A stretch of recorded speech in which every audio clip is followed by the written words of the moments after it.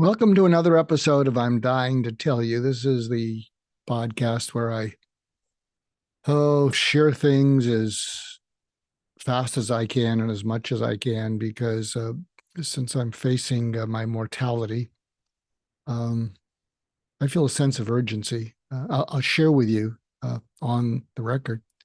Uh, Part of the urgency is that some of the treatments I'm about to be facing could have some long-standing cognitive issues. And my mind is, probably a big part of my identity. And if I lose that ability or lose creativity or lose the ability to put some words together, I'm not going to be a happy camper. And that's going to really test me to see if I can be a good sport going to the end. And something I wanted to share with you was something that woke me in the middle of the night. And that is WOKE, meaning I woke up. I'm not playing politics. This is not a woke episode. And I got this insight into a number of the women that I know, a number of the women that I mentor, a number of the women that I coach. And I love these women. They're very achievement oriented, they're accomplishment oriented, they're very alpha, and they're very successful. But as I've drilled down, and I may have mentioned that we have something called the Deeper Coaching Institute at On Global Leadership, where we drill down into what's really going on inside people, way deeper than limiting beliefs and things like that. And what I'm discovering is that a lot of these women are occasionally happy, but they have a tentative smile. And it's tentative because they're occasionally happy, but they don't know peace. They're not comfortable in their own skin, but they're driven. In this day and age, they're driven because many of them are not only moms, but they are also full-time workers. And here's what I've discovered about why they don't have peace.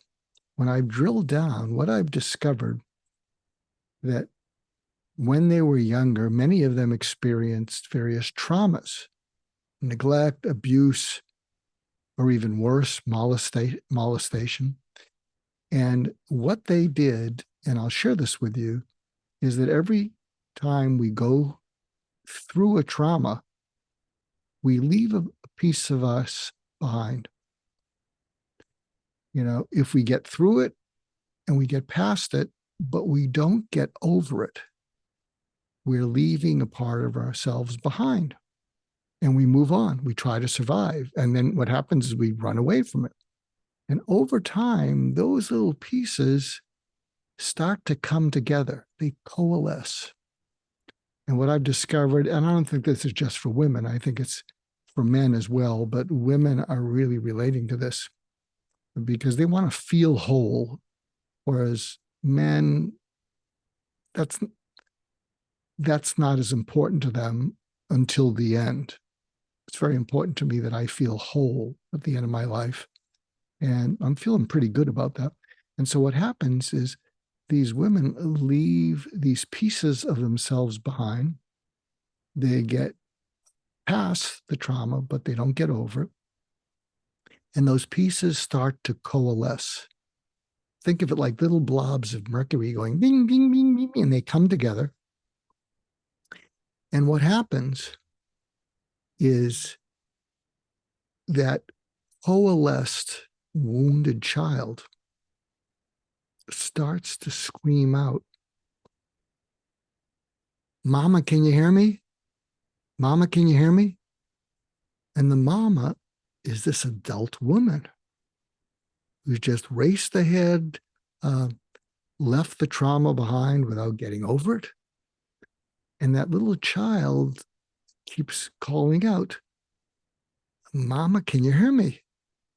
Because the little child is wounded. And all those little mini wounds pulled together into a big wound. And as I've talked to women about this, they often get uncomfortable, but they say, "I've hit a nerve, a deep nerve." And recently, in an exercise where I'm helping women go back to that wounded child who's saying, Mama, can you hear me? And one of the women I'm seeing did it, and she started to tear up. And I said, what are you crying about? And she said, the child's not saying, Mama, can you hear me? That child is saying, Mama, can you hold me? And when she said that, this really successful, aggressive, made up to the nines, she started to sob because it all started to fit together. And she could start to feel all those little pieces of her, coming together inside her and with her. And as she cried, she said, I'm not running anymore. And I said, is that good? And she said, all I've known is running. And I've always run ahead. But what you're helping me understand is I was running from something. And it's time for me to hold that little child. And when she held that little child, the wounds spontaneously began to heal. Like some science fiction movie where you watch a wounded character and the wounds start to heal. So I'm sharing that with you. I don't know if you can relate to it. If you can, play it over again. What I'd suggest is reaching out to other women and saying, what do you make of this? And then, maybe you can start to create a community, a healing community, where you're not there to run away or fix. You're there to feel that child inside you when she says, Mama, can you hold me? And you each hold her. So I hope that was helpful to you. And if it touches a nerve, good, we're on to something. So take care. And until next time, be well. And I'm going to be around, I think, for a little bit. So hope to continue sharing these things that I hope will be helpful to you.